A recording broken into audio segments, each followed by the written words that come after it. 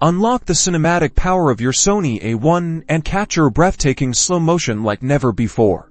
Let's dive into optimizing your Sony A1 for incredible high frame rate video recording. First, we need to access the shooting menu. Navigate to the 6th tab, indicated by a film camera icon. Within this menu, locate and select image quality. This is where the magic begins for our frame rate settings. Now, find the frame rate setting. You'll immediately see a variety of options, from standard frame rates like 20 or 30 frames per second, all the way up to incredibly high speeds.